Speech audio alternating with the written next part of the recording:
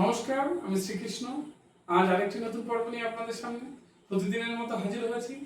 তবে কেমন লাগছে এই অনুষ্ঠানগুলো অবশ্যই কমেন্ট, শেয়ার এগুলো কিন্তু করবেন।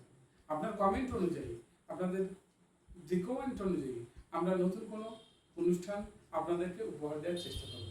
হ্যাঁ, আজকে লেখা থেকে নিশ্চয়ই বুঝে গেছেন একটা আজকে সুন্দর টোটকা আপনাদের সামনে উপস্থিত করছি। তা হলো প্রেম ভালোবাসা অটুট রাখার টোটকা। অর্থাৎ কেউ যদি প্রেম ভালোবাসা অটুট রাখতে চান, এই টোটকার মাধ্যমে কিন্তু আপনি অটুট রাখতে পারবেন। তাহলে কি বিষয়টা জানা যাক।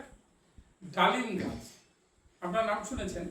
এই ডালিম গাছের যে ডাল, ওটাকে ভেঙে কলমের মতো বানাতে হবে।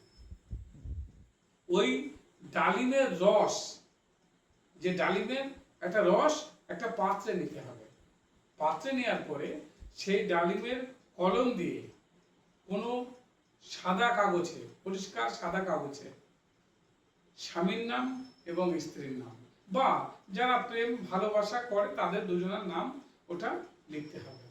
লিখে তাদের দুজনের নাম লেখা হবে আর দুজনের গোত্র, তারা কি গোত্রের মানুষ, আর তাদের দুজনের অ্যাড্রেস ওই ডালিম গাছের কলম দিয়ে সাদা কাগজে লিখতে হবে। লিখে ওটা কোনো শুক্রবারের দিন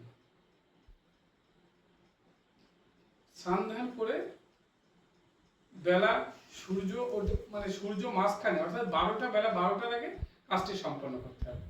লেখার পর্ব শেষ হয়ে গেল। বিকাল বেলা ওটা কোনো স্রোতস্বিনী, যে নদীতে জোয়ার ভাটা চলে, স্রোতস্বিনী নদীতে ওটাকে নিয়ে গিয়ে ভাসিয়ে দিতে হবে। যদি ভাসিয়ে দেন তাহলে দুজনের মধ্যে প্রেম প্রীতি ভালোবাসা অটুট থাকবে। তবে এটা কিন্তু খারাপ কাজের জন্য কেউ ব্যবহার করবেন না।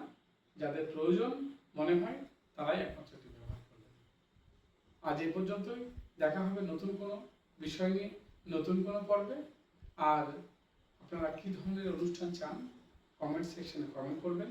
যদি মনে হয় কারো শেয়ার করা প্রয়োজন, শেয়ার করে দেবেন, লাইক করে দেবেন। আজ এই পর্যন্তই। নমস্কার।